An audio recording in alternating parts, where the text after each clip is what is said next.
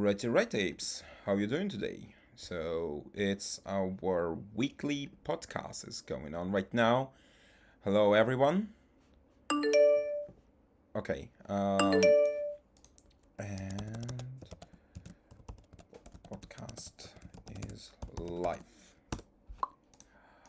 Hello, everyone. How you guys doing today? So we're gonna start the podcast right now, and we're gonna tell you something interesting, like every week, trying to be a little bit entertaining for you. The winners will come soon, just in a moment, and I'm going to mute the chat for some time. Give me a second, please. Yeah, Patrick, sorry, mate, but I have to mute you right now. Permissions. Close the chat. Chat is closed during podcast. Hop to the voice chat.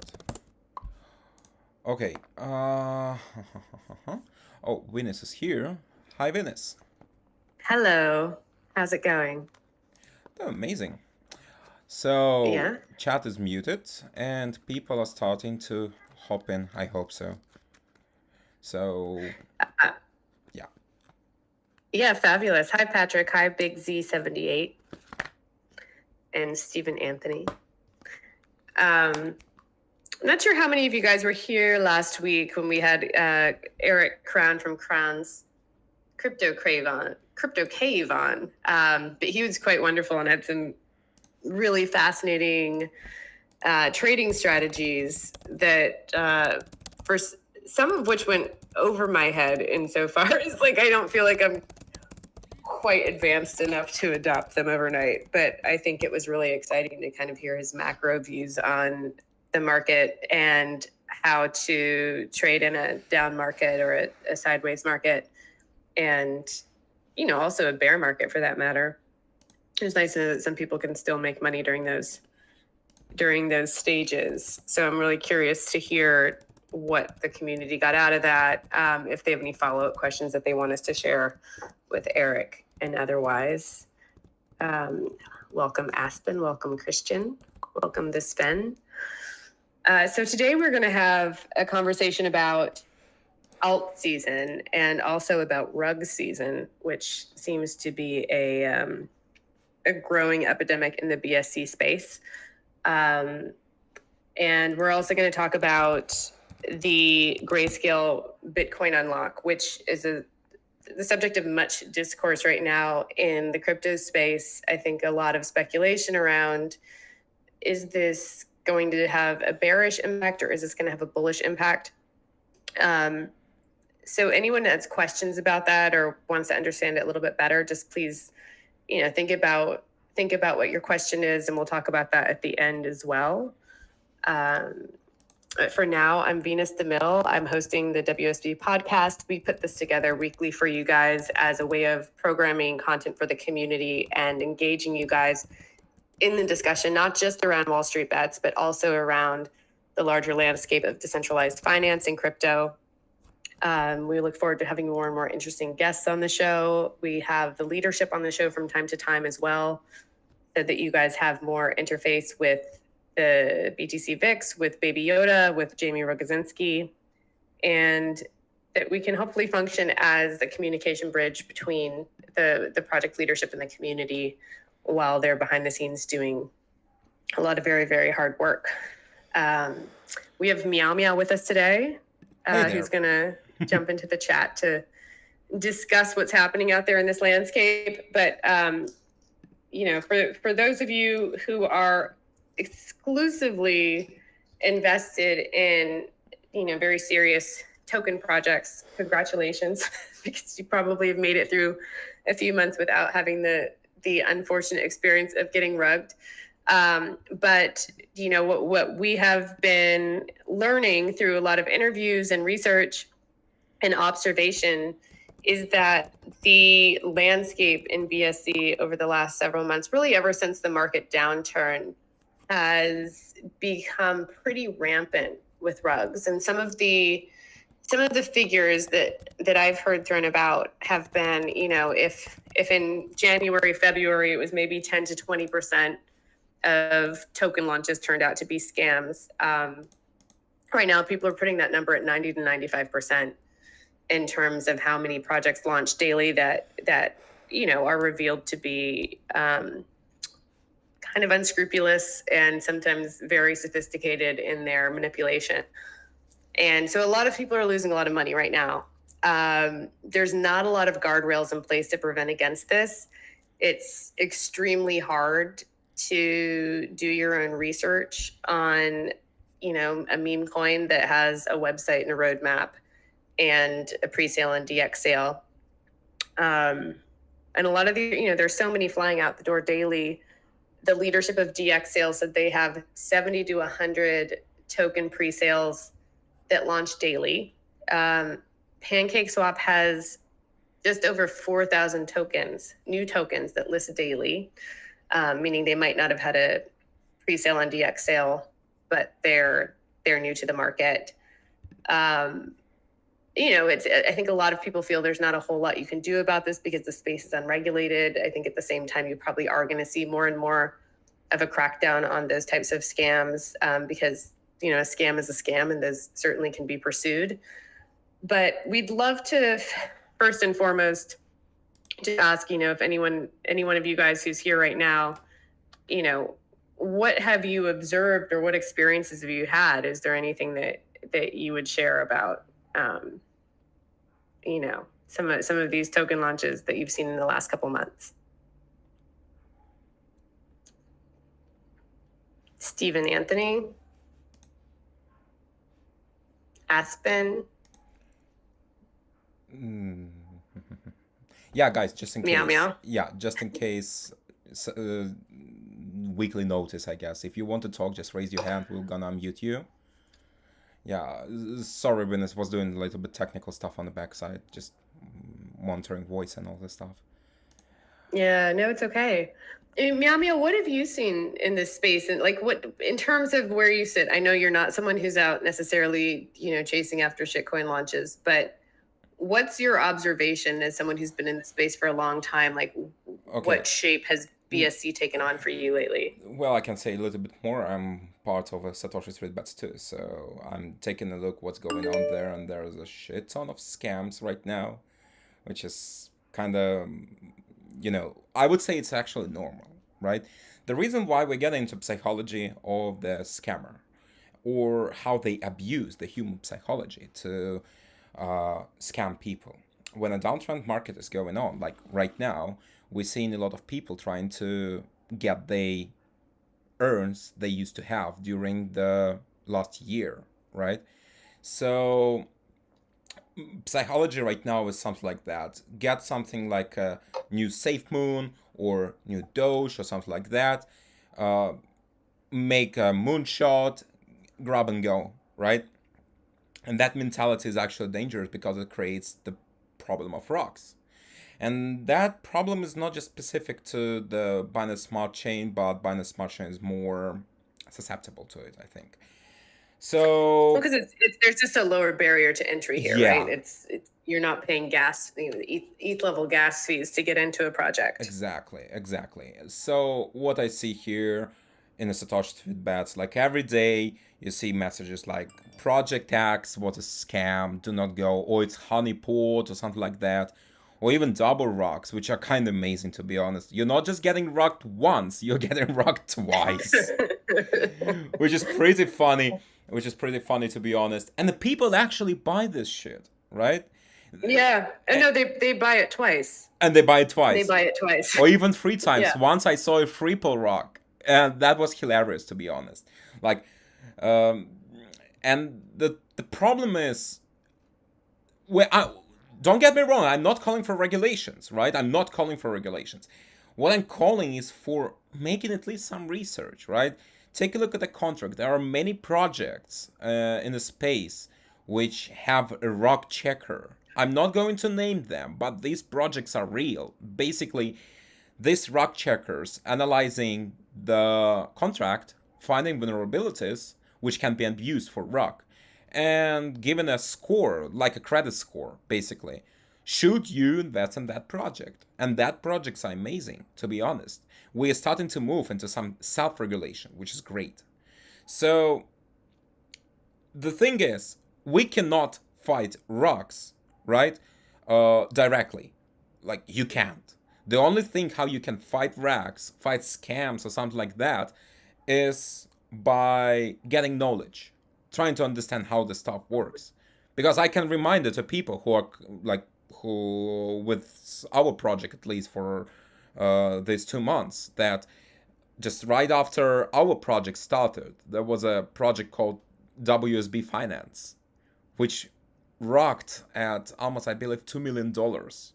The problem why Yeah. how it happened, right? Because people were not just like they just trusted sketchy project created like literally a few days ago. They just had a little bit. They just had followers more than us. That's why they thought they're legit. But being a people who is in this market for quite too long, I just know how you can basically buy subscribers for dirt cheap.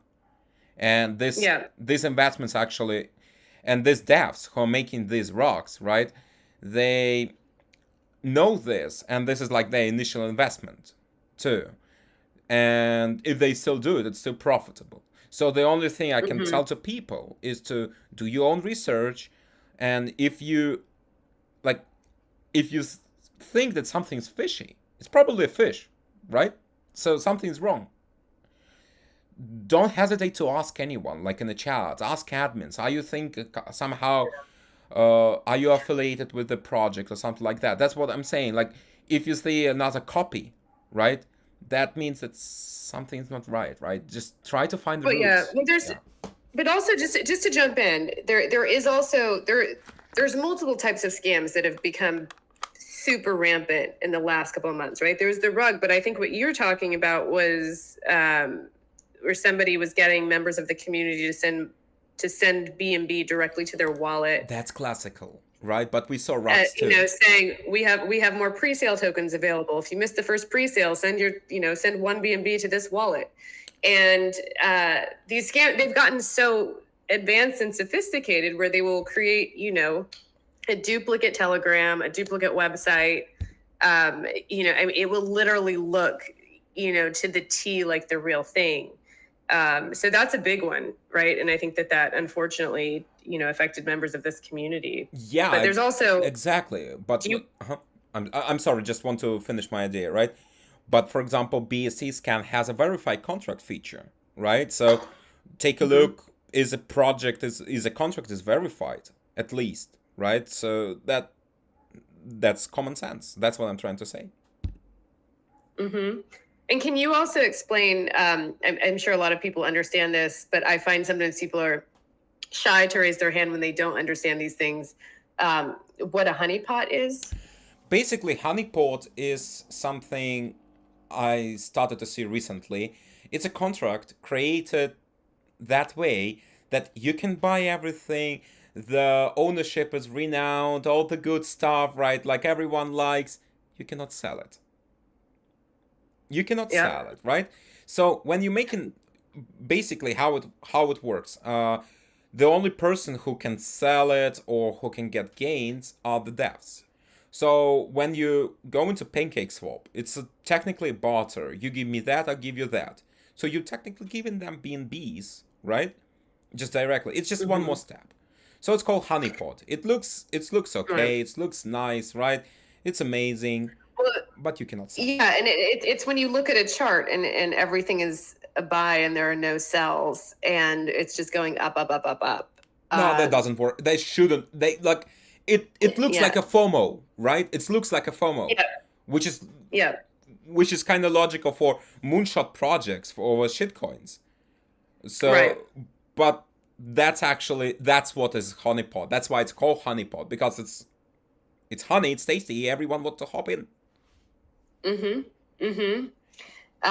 So yeah, and then there's also like something called the slow rug, which is a little bit different than the obvious right out of the gates rug, but the rug where the developers are dumping tokens a little bit at a time, slowly over the course of a week or two, while actively promoting the project, hiring marketers, doing all the things that you're supposed to do to make a project look and feel legitimate. But they're, sort of suppressing the price at the same time through taking extraordinary amounts of profits before suddenly sort of leaving the thing for dead. And that one can be confusing because people, jump in thinking this thing's got a real life. It's on day 3, it's doing well. There's this new thing coming, this BTS is going to post, or like Lana Del Rey is going to say something or post something to her Instagram. And it's, I come from the entertainment industry, and a lot of my background is working with talent. So when I see some of these claims about who's going to post or who's going to make an appearance or who's going to do a video on TikTok, I'm just like, does anyone actually believe this shit's going to happen? Like, this is crazy to me that anyone thinks BTS is going to, risk this kind of exposure to tweet about a meme token that has no unique merit to it whatsoever. The thing is, that's what I'm trying to say, when sometimes lack of marketing is better, right? Some just want to say regarding our project, right? Some people saying that we are lacking marketing, all this stuff. No. The reason why we're not doing it the direct way, we're doing marketing, don't worry, right? But it's just a little bit different type. Why we don't just put everything into marketing is because it will like, in the worst case scenario, for example, it will create pump and dump, right? And we don't have a product yet, all this stuff, so we don't want to give false sense or like false marketing, basically. Right. Yeah. So yeah, that's what I'm trying to say. This is why I'm saying, like, sometimes we have to wait and all this stuff. But getting back to the topics of the slow rocks, they are actually very dangerous on that regard, because you see a lot of people hopping in, all this stuff. And sometimes, by the way, you just noticed BTS group, right? There was recently one amazing rock. I took at their website, right? And it was looking amazing, to be honest. The website was amazing, to be honest. And what was the project called? Do you remember? Yes, it's called Britcoin. Britcoin, yes. It was amazing rock, to be honest. The thing is, there was only one thing which triggered a red flag in me enough to say that this project is a rock and stop some people from it, right? They have announced partnership with Tesco. And with Tesco? Yes, with Tesco. Okay. Just to everyone who knows Brits, right? Everyone who knows how Britain works, it's very conservative, right? Especially what you see right now, what's going on in Britain, and they're like, not saying war, but like tug of war, right? With crypto. With crypto, yeah. And Tesco's their biggest supermarket chain. Exactly. Which is a very conservative supermarket chain. It's very conservative. Right? Right. So yeah, I said, like, nah, it's a red flag. Don't go into it, right? Some people didn't believe me and paid with money. But it rocked immediately. Yeah. It rocked immediately. It wasn't a slow rock, it was like textbook rock. It was boom, boom, boom. Yeah. Just like that. Yeah. Bang. Exactly. Yeah. So what I'm trying to say, guys, don't look at just how it looks, like, right? Make a deeper research. You have to understand how it works exactly, right? You have to understand a little, especially with a project which has like real life connections and something like that. You have to understand how market works, exactly, like, and how business works.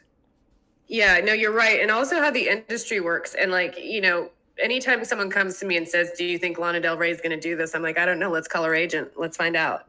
These people have representatives and publicists and people that you can actually call and say, I heard she's going to promote this. Is it true? And if they say there's no fucking way that's going to happen, then you can be pretty sure there's no way it's going to happen, because people of a high profile, are putting themselves at risk to be promoting anything in this space, frankly. And if they don't need the money, there's no reason for them to do it. Maybe as a favor to a friend once in a blue moon, but that's quite rare. We had a couple of people raise their hand to speak, and we'd love to invite you. I think Ali was one.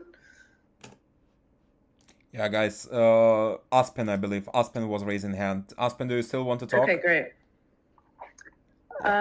Yes, no, I just wanted to say this is completely on point with some of the areas that I've been interested in questioning as well as my own questioning of the release date.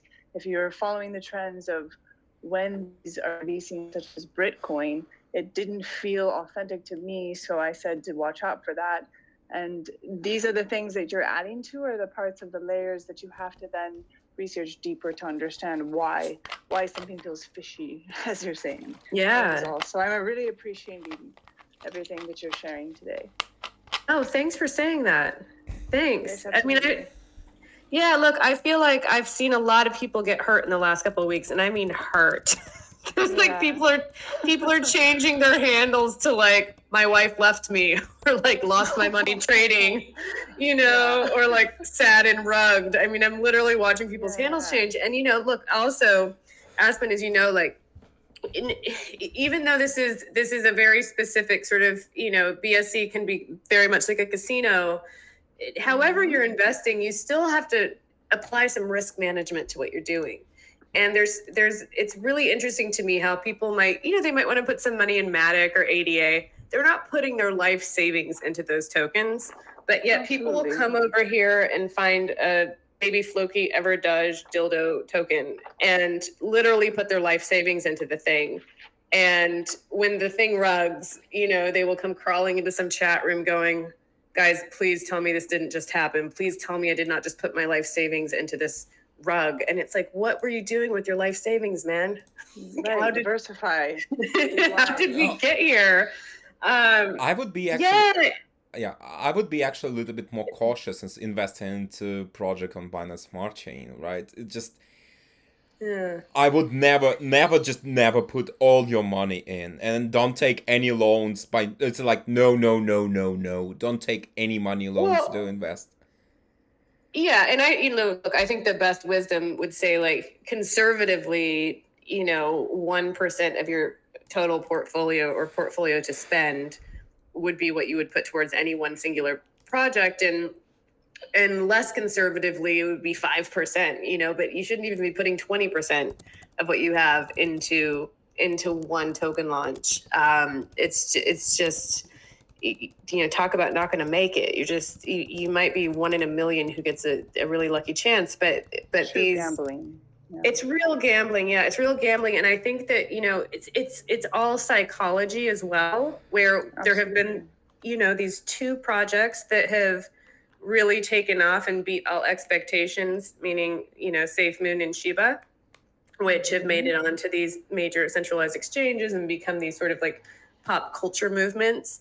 And obviously Dogecoin to me feels strangely more earned because of how it was grown over the years and because of the, I think there's something much more earnest about it in some regards. But these latter 2 are recent and they came out of this cycle, and you will hear people talking on the daily about how they're millionaires because they put $500 in at the beginning. And so every time a new token launches, there's this, they frame up the psychology for you as the buyer. This could be the next Shiba. This could be the next SafeMoon. And the idea is hold. Hold while we skim profits off the back. Hold while we hold the liquidity. Hold, while we sell our bags to someone else. And what it takes for anything to achieve what SafeMoon and Shiba has achieved is literally to be struck by lightning. I mean, those are not easy to replicate models. There was a lot of unique factors that went into those taking on the shape that they did and the way that they did. And they came out of a very, very different market than the one we're in right now. So yeah, I think if you're out there and you are playing the casino, and we say this again to our community, we don't want our community to get hurt in the BSC space. We don't want to see you guys get rugged or honeypotted or, sending a BNB to some wallet never to be seen or heard from again. Is to say, yes, on the one hand, there is the need to do the research. It's not generally how people play this game, but the tools and capabilities are there for you to do it. But to also, really understand that 95% of what you invest in is going to be a scam right now in this current market. 95%. And there is no barrier to entry for token project owners. All you have to know is a shitty web developer and how to use DX sale, and how to pay a few influencers to market your token. There's really nothing more that you need to launch something. You don't even really need money. And there's no barrier to entry, in terms of buying. There's no gating. There's nothing to protect you as a consumer from whatever might happen next. And I understand that back in January and February, this was a really, really lucrative gambit. And people were just, throwing money at whatever and making money hand over fist. But that's shifted dramatically in the last month. And it's gotten quite scary out there. So yeah, we really want you guys to be sort of armed with that awareness and information. If you're kind of like, stuck in a little bit of like a gambling mindset, which, we all understand how these things can be addictive, that you kind of take a moment to just, zoom out and say, okay, this isn't going well. Might have had one hit, might have had two hits, but for the most part, things aren't going well. And, if you're going to get out of this sort of like rug season alive, I think it's time to pivot into staring down the path at the future of what's to come in the greater marketplace, and not get so limited to what's available just in BSC itself. Well stated. Thank you. And I'm curious to know as well. Oh, here's Ali coming again. We're coming back to allow you to speak, Ali. You're going to have to unmute yourself first, which is the mistake I often make. But yes, hi, welcome. I have a thought question why we talk about so many other shitcoins. I joined this voice chat to get more information about WSBDAPP. Yes, so project. we host this.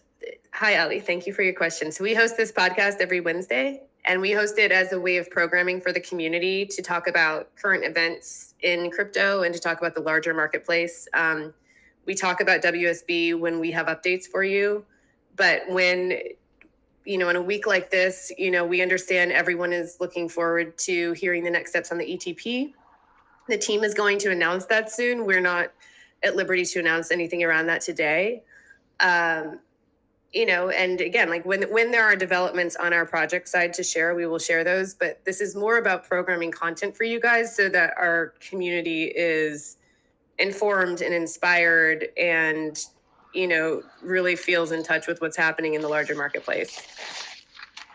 Is there anything specific that you would like to ask? And if we can answer it, we happily will. That was for Ali. Everything is fine. Thank you. You're welcome. Is there anyone else that would like to speak at this moment? So going back to Meow Meow. Yeah. Who's still with us. All right. So because I find lately I've come across a lot of people as well. We're lucky. We're very fortunate that the token that is listed on a central exchange. And I think that not just helps to bring legitimacy to it, but also opens it up to a much broader marketplace and a much broader audience. Mm-hmm. I have been coming across a lot of people lately as well who haven't, they've been so kind of rooted in the casino corner that they haven't actually even gone on to a central exchange yet to build a portfolio of work. And so, is that something that you've observed or witnessed as well? Thing is, again, at that part, could be a difference of mentality because I myself, for example, I don't like central exchanges. That's just my personal preference at this. But mostly it became like that due to some reasons with central exchanges and all the stuff. It's not know your client. No, it's just like mentality again. So there was type of people who don't like central exchanges, like me or something like that. I'm not saying that central exchanges are bad, right? They're great, they're amazing, but just I'm not seeing them as a one to everything ultimate solution, right? Right. So what But do you do if there's a token that you discover through your research that you're interested in acquiring and it's not listed in DeFi, if it's only available on a CEX, will you go to that CEX then I will go to CEX, exactly. Then I will go to CEX. Okay. But again, I mostly it's like in and out because I don't like to keep my money at CEX. Not even a single penny, Right. by the way. So rule of thumb for me, get something on CEX and exit it as fast as you can. So Right. uh, Yeah, no, I share that strategy strongly. exactly.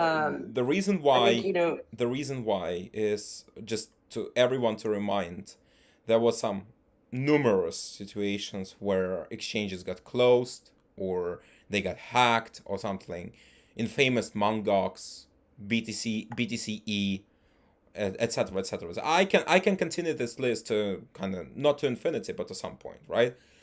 The thing is, my logic with CEX, it's not your money unless it's in your pocket or wallet. Right. So well, I think like with again, yeah, there's still lots of hacks and things, but there's another side to that too, which I think you'll support, which is that in the spirit of decentralization, of true decentralization, we're not very decentralized if 80% of the tokens in DeFi are sitting on the Binance exchange. It gives Binance an incredible amount of power. Yeah, exactly. To so to hold that much wealth. Cross-chain would be an answer. And Yeah. there is nothing wrong. Okay, just want to note one thing. There is nothing wrong with staying on Binance Smart Chain, but is using it as a main sort of main network, right? I see problem when more people want to come in, but for example, they're afraid of Binance Smart Chain. This is why, for example, the cross-chain projects, bridges would be a solution, right? So at some point, I think we will come to the DFA market will gonna develop. That's not a theory. That's a fact, right? It's gonna develop because when you come to DeFi, you actually come with the thought that this is how it was intended to work. Decentralized, free, completely, right? So yeah, and again, this actually the DeFi removes this middleman in the phase of CEX, right? The centralized exchange, and you get your money straight to your pocket, to the wallet, right? So this is why this is exactly why I'm pro DeFi supporter. But I see right now central exchanges and networks and all this stuff as a necessary evil, right? For example, Binance Bridge actually solves a lot of problem, right? When you have multiple coins on multiple networks. So like take for example, BNB, right? There are 3 networks wherein BNB is present, for example. And I can continue more and more and more, right? The thing is, we should to get more bridges, and most of all, we should to get more simple interface. Because as far as a community manager here, I'm seeing a lot of people struggling with PancakeSwap, for example. And I think PancakeSwap is easy, to be honest, right? It's super easy. But you, you've also been in DeFi since 2016, and I can say personally that I think it took me probably I boxed and wrestled with PancakeSwap the first time I tried to use it. I mean, I literally just abandoned mission probably the 3 or 4 first times I went to use it. I hated everything about it. It took me a long time to just accept that it was what it was, and there was nothing I could do about it if I wanted to achieve, the acquisition of something. And I think for anyone that's with it, like tell someone about something and they're rushing in to acquire something, trying to figure out how to fund your MetaMask wallet and how to connect it to PancakeSwap and how to then buy with slippage and all of that can be really, really confounding the first, the first couple goes. Can I ask a quick question to the community for a second? Do we have here any UX or UI developers? Can someone, if we have, just raise your hand. Just one question. If no, I will just continue my idea. Okay, I think no. So what I was trying to say, the UI and UX could literally the better UI, right? It's like user experience, basically, and user interface. This is how the bad UI and bad UX can ruin not just one project but multiple. We're talking about, right now. I'm talking about awful, literally awful UI interface of the Pancake Swap, and this is what holds a lot of projects. So, what I think next step would to be, for example, if we take a Pancake Swap, right? It's to Uh-huh. rework their interface, like simplify it to bare minimum, literally, because most of people don't need all the stuff they have on the website. Let's be honest. Majority just Yeah. come there as a necessary Yeah. evil, swap and go away. Right? So I think we need to take the crypto world should to take notes from the tech companies who literally have giant departments dedicated only for user experience and user interface. And more like we should to take notes of that. And even our project is not perfect in that, but just be assured we're working on it heavily, just because sometimes people struggling to for example unstake or stake coins because they just don't know where to click, even there's like a free giant buttons to click, and they still don't understand it. There is nothing wrong with that. There is nothing wrong. We're working on improving it, of course, right? But that's, I'm trying to say we're not perfect, right? We're not an example here. I cannot say an example right now out of my head, unfortunately. But the thing is, this is how small, just literally small change of interface, understanding the human psychology, could just remake the whole market. I'm not even kidding. That's like, we will go more in DeFi than in. We have AJ. AJ would like to just jump in Yeah. with a quick question. AJ, you have to unmute yourself.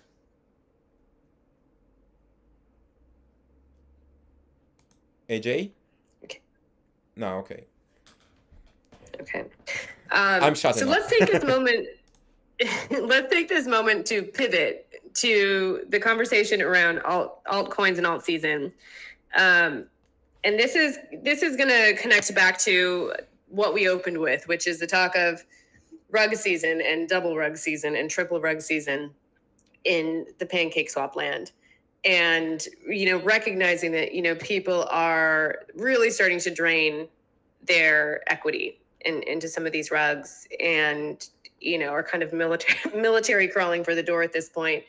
And, I think what the opportunity that's about to get missed is to actually be investing in real altcoin projects during this DeFi winter, so to speak, when, everything's on sale right now. Everything's 50 to 80% off where it was just 3 months ago. And, if we accept the best wisdom about where we're at in this market cycle, and if we accept that the market is being, largely driven and, largely directed by major institutions, whales, banks, etc., which is generally how markets work, then we understand that they might go for one or two more shakeouts, but at a certain point, they're going to let this thing fly. And when that happens, there is a cycle that has happened historically through every market cycle, and it ends in something called alt season. And if any of you guys have lived through an alt season before, especially if you've, benefited it or been mercilessly slaughtered by it, by all means, raise your hand and tell us your experience. But in the simplest form, Bitcoin is the main driver of the market. Bitcoin is what, everyone is going to try to extract as much value from as possible during this cycle. And generally what will happen is when the institutions feel they've taken that ride as far as they can take it, and it has what is historically known as the blow off top, where it peaks, they then, pull their money out of that market and will subsequently roll it into Ethereum and generally the top 10 altcoins, and then they will pump that cycle. And what gets unique here is that it not only causes a lot of retail FOMO, which is what causes it to pump, but they're now moving into smaller and smaller market cap tokens. So, it takes a lot of money to move the price of Bitcoin. It takes a lot less money to move the price of Chainlink. And once they've gone through the first couple, the top 10, they tend to, the money keeps flowing down, and it keeps flowing down until it's kind of run through the top, let's say 250 altcoins. And at the end of that are some really, really excellent projects that have extremely low market caps. And so you still have this incredible, waterfall of investment flowing into these tiny market caps that just make them pop. And if you speak to anyone who's lived through an alt season, especially the ones that came out on top, they will say it is literally like standing in a golden field of grass with the sun shining on your face. Like, it's the best time that you will ever have in DeFi. The thing you have to be mindful of is the very loud combine driving towards you in the distance from the back, which is the end of that cycle. And so historically, altcoin season lasts roughly a month. The indication is usually when Bitcoin loses dominance and Ethereum takes over in terms of the day-to-day dominance. You can start to see the institutional money moving through the cycle. And what you want to do is be as loaded up in that altcoin portfolio as you can be, so that when it pops, you pop with it, and that you also understand this isn't going to last forever. That, you might get a 10x, a 20x, a 100x on some of these tokens, but that you have to also know when to let them go, when to take profits and exit before the whole thing goes bust, which tends to happen at the end of an altcoin season.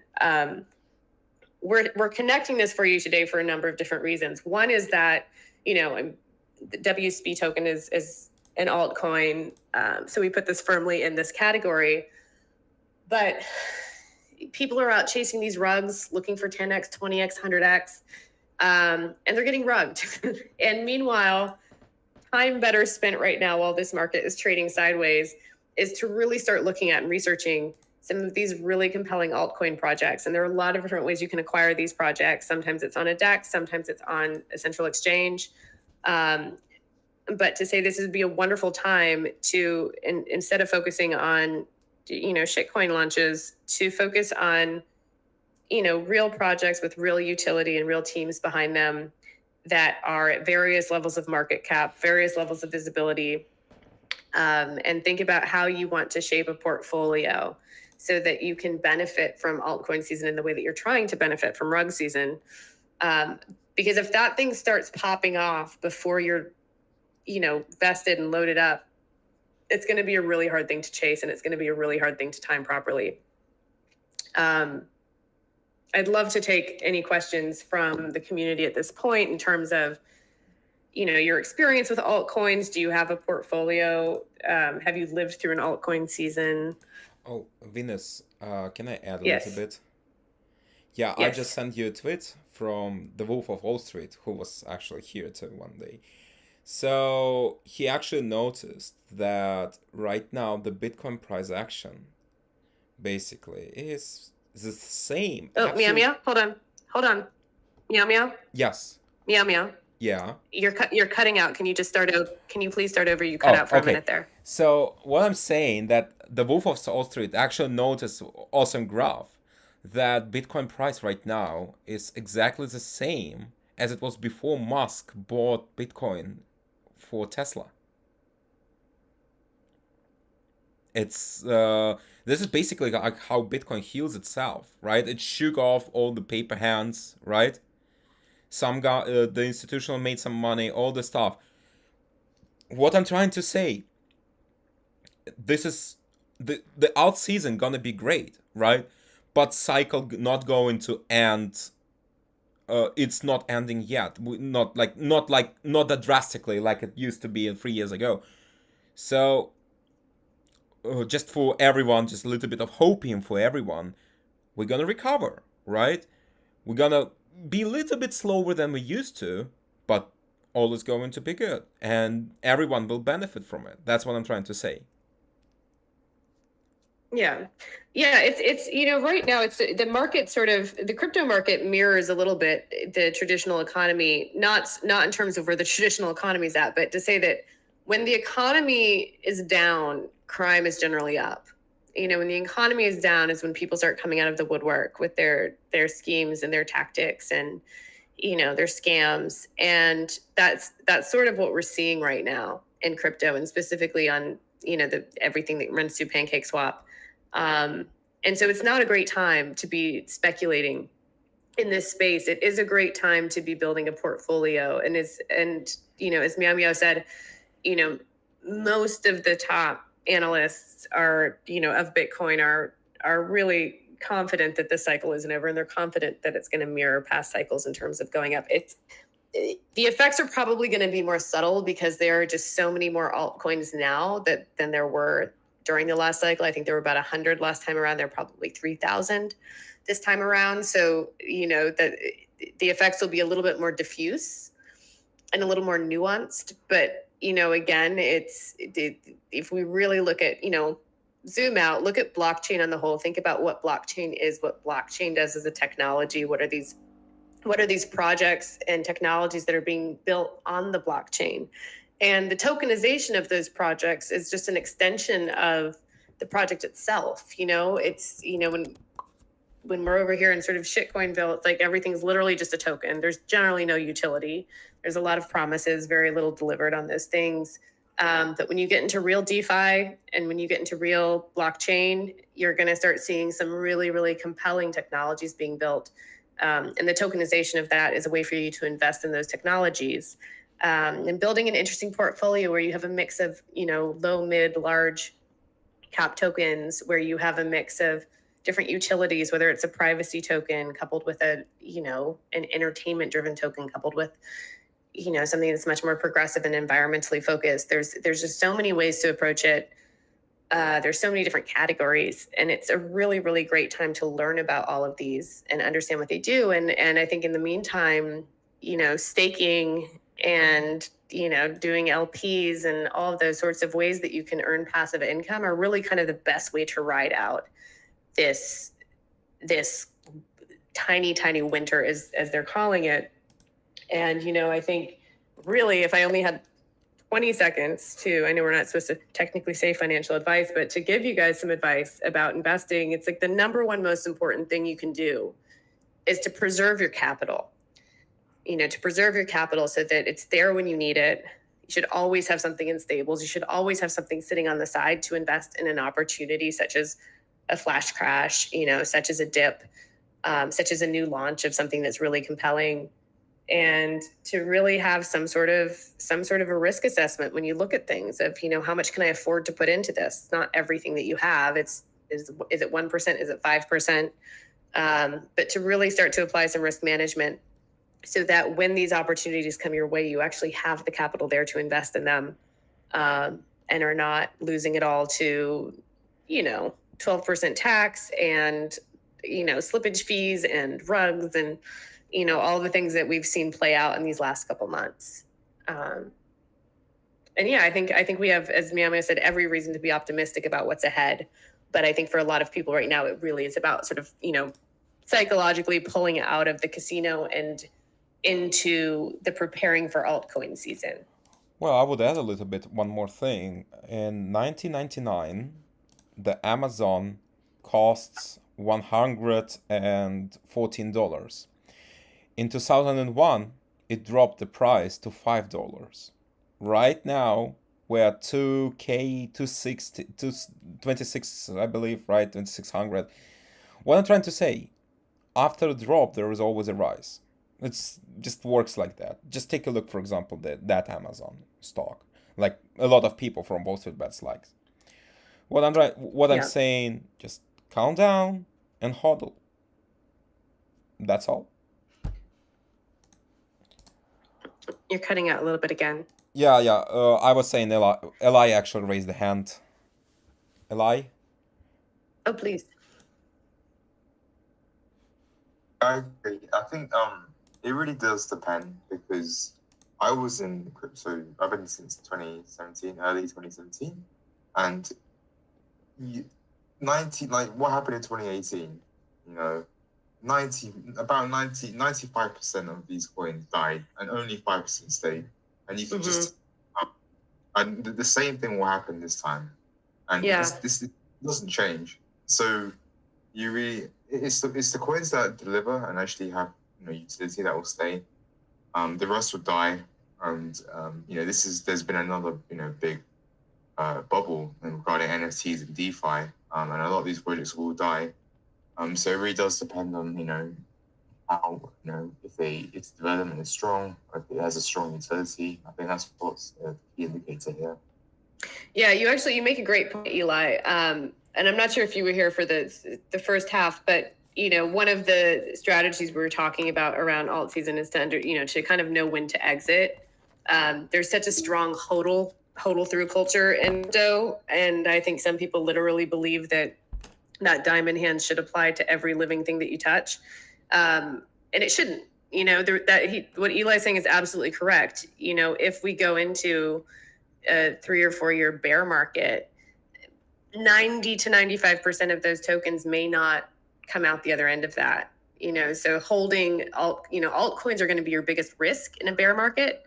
They might be your biggest driver in a bull market in terms of how much exponential return they can give, but they're also going to be your biggest risk in a bear market. And so you need to go into these trades with an understanding and a strategy about not just your entry but your exit, so that you aren't stuck holding something that you don't have incredibly strong conviction about, that is going to, that the product itself will survive the next 2 to 3 years should we end up in that situation.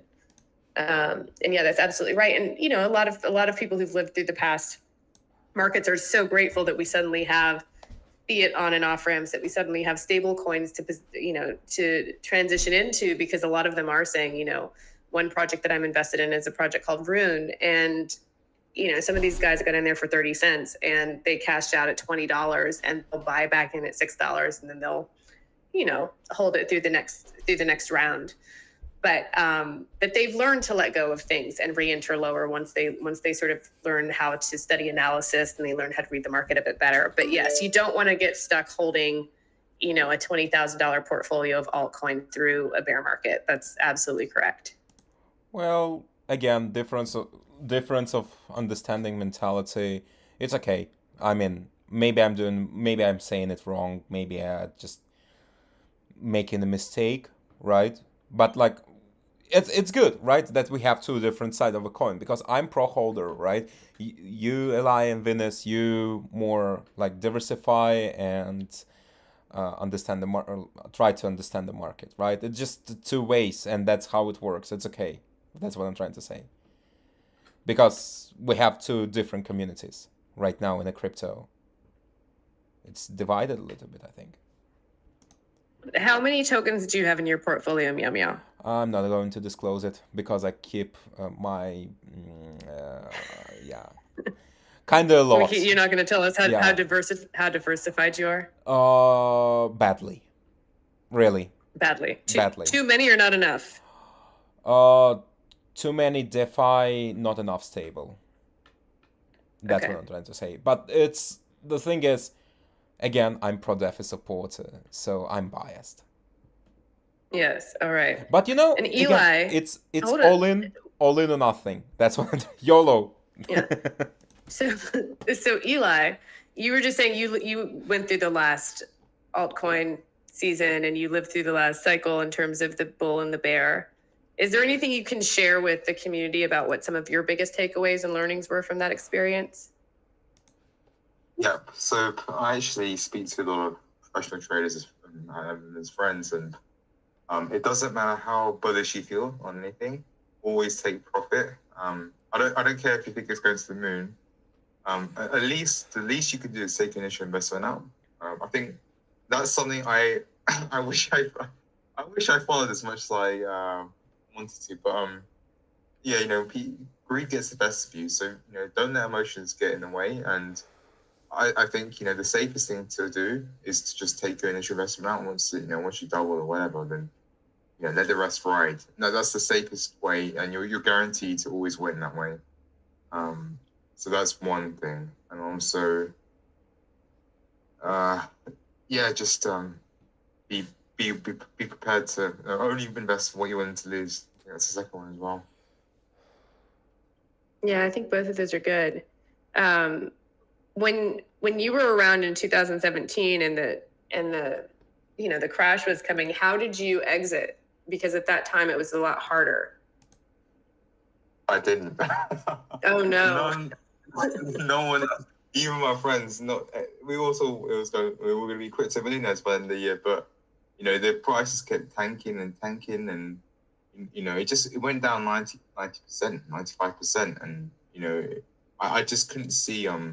I generally thought crypto was over. I didn't see a way out until recently in 2020 when I discovered DeFi, and then I realized this is actually going to change the world, and this is why crypto is picking back up again, because of DeFi. And I would say, a lot of it has to do with DeFi, right?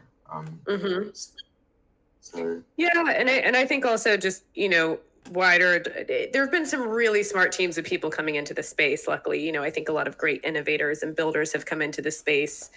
Found some interesting use cases, which I think which is ultimately the driver. I think in terms of the public adoption, yes, I think DeFi has been, it's kind of given a new lease of life to what all of this is, and just much greater accessibility to the entire world. Whereas it's not necessarily easy to get on Binance from certain countries, but DeFi you can access from anywhere, and I think it's just created so much more adoption, and also some much more interesting projects, to be frank. But how did it feel, Eli, when you had a long cold winter of holding? I mean, did you just literally write it off and switch focus for those years, or how did you wait that out? It was tough. I'll tell you what I was all in on. It was coin called Nano, and I'm sure back in the day it was called Ray Blocks, but that was like 2017. Ray Blocks was the coin. It went from pennies to a peak of like $35, and it was the attention of, if you go on the subreddit cryptocurrency, everyone was talking about a Nano.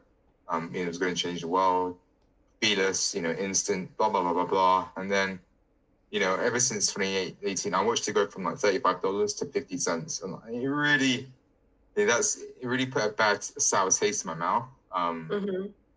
Because that's a huge drop, right? And I generally thought it's probably not going to come back. But I still kept up to date. I'm a big believer in the coin, because they've been continuously developing the products throughout these and the best time, also a good thing, is the best time to develop is in a bear market, because that's when no one really cares. And then when the bull market hits, and if you've got a fully working product, it's going to gain the attraction. And this is what I'm hoping with Wall Street Bets as well. I know they've got big things coming up. I know they've got a lot of features coming up, and it's not just the ETPs from what I hear, it's other things as well. So I'm really looking forward to that. And I think, if they just keep building, because I'm a developer myself, I know that, it's during these times where you make the best use of it. It's almost a blessing in a way, because now, Wall Street Bets that it doesn't really do anything, right? So we cannot market this. There'll be nothing to market. But when the time is right, I think we need to just go. Once the opportunity comes, I think it'll be great. Well, I love your contributions here, and your faith and your optimism is appreciated, because I think it takes a developer to know a developer and to understand what these kind of cycles are and what these time horizons are on delivering new products. So it's great to have people in the community that really get that and are exercising that patience and able to appreciate what's happening behind the scenes right now. So thank you. Does anyone else in the community? Oh, go ahead. Go Eli. Oh, it was just one last thing. A good example is Binance, right? So I remember back in the day, BNB was like $1, right? In the crap, like $1 or $3. But it just kept, I didn't. Who would have known it would have hit $600 per BNB, right, in the bull market? And this one's sitting around just over 300 right now. So it's still, that's just a proof, a living proof of building throughout a bear market, and then Yeah, it's one of the first things someone said to me when I entered the market this year was that they said, it's a lot easier to invest in a bear market than a bull market. I was like, note. And then they said, also, don't buy green candles, only buy red candles. And I was like, note. And it's so funny how you can really be given excellent advice, and yet, it's all quite psychological and quite emotional in terms of what you find yourself investing in or chasing after or ignoring because it's, going in the wrong direction. And I'm finally, I had a call with this person earlier today, and I was like, it's finally coming full circle for me in terms of understanding. Like you said, never buy green candles, and yet the number of times I've done it, just out of this pure sort of like primal instinct is insane. It's like I know better and I do it anyways because the market is it's a very emotional thing once you engage with it. There's a reason people make bad decisions or short-sighted decisions. And I think, exercising that discipline and that ability to zoom out and that ability to learn from your mistakes over time is crucial to having success here. Crucial. But yeah, it's healthy to hear you say that too. And I remember to Meow Meow's point about Amazon that, Jeff Bezos had given this interview of like, our stock price was way, way down and everyone was, sort of freaking out, but we were just working. We were just, building the business that we built. And, when you have an actual business, in this case, if you have a blockchain product or a blockchain technology that you're developing, there's the product and then there's the token price. And those things don't always correlate in terms of what's going on behind the scenes, what's going on in the foreground. And obviously, as an investor, you want to see your investment, accruing. You want to see it escalating. But you have to, if you believe in the thing that's being built behind the scenes, if you believe in the actual product or the actual business, then you'll understand that they're not always correlated and that they usually do eventually align over time. It's when there is nothing behind the curtain that you're in trouble. Is there anything else anyone would like to share today from the community? Any thoughts, stories, funny stories, terrible stories, questions? Yes, hi, Venus. I had one question of your mention of the 12% tax, which I thought would vary depending on where you're living in the world. And do you recall what you were just speaking about? Yeah. Hi, Aspen. I was actually referring to the deflationary tax of the average meme coin that launches, where, you're basically paying a 12% transaction tax on top of the slippage that you're paying to purchase the token. And to suggest that, when you sort of get into this trade, you kind of get heavily taxed on both buys and sells because of the combination of the deflationary tax and the actual slippage. That was a spoonerism that you just did. It was beautiful. Yeah. By the way, thank you. But my recent information was that also that deflationary tax has been going down with those transaction fees. Is that something that we're all in agreement here, or? We're not speaking right now about the Wall Street Bets token. We're speaking just more about the earlier conversation around the sort of like shitcoin trade of, some of these token launches where it's, deflationary token and, 3% reflection and 4% liquidity pool and 2% to this charity and 3% to this other thing.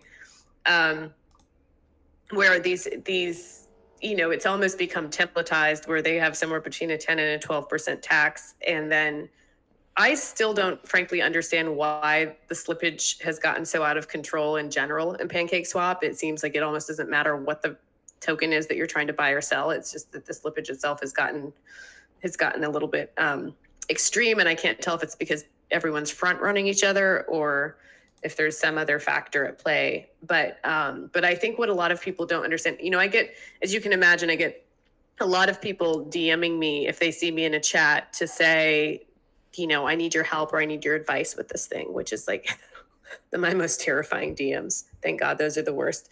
But, where someone will say, should I invest in this project? And I'm, I can't tell you what to do. Well, I have some money and it's my last, and I hear this a lot. I've lost so much money, but I have some money left to spend. I need to make money. Do you know of something that will go only up? And I realize at this point, you shouldn't be in this space if this You're not a genie. Yeah.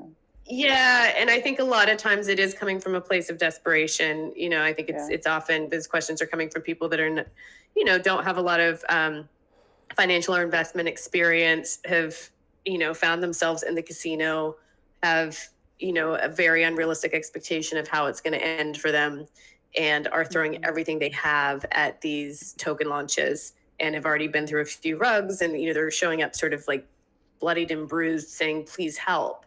And there was one person in particular that I pulled off of a rug and, sent him in another direction of like, that's safe over there. Just go hang out over there on that lawn with the nice people. They won't rug you. Just hang out. You don't this is like a long-term thing. This is not like a quick trade. Just go enjoy it. And that token has, progressively gone up and up and up and up. But it's not, a 100x moonshot. It's just a token that's appreciating. And he came to me the other day and said, okay, so I sold it and I bought something else, but I'm going to buy back in. And I was like, okay. So you lost 50% of your value basically by doing that, because of the taxes and the slippage, et cetera. It's, if you think, okay, I'm doing okay over here, but I think I can double this over here and then go back over here. Every single transaction, you're losing so much money to these taxes that, trying to swing trade or trying to counter trade in a BSC deflationary token is generally a pretty bad idea unless you're getting, 5 to 10x on each trade. And I think a lot of people also don't understand that. So they're, even if they think they're keeping their head above water, a lot of times they're slowly depreciating the value of their investment by moving it between so many different projects.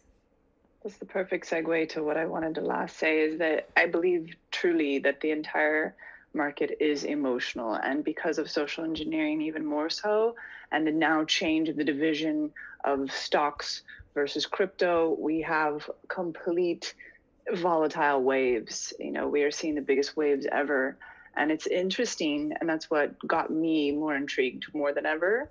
And I wanted to just say, yes, the whales swim the deepest. They sure do.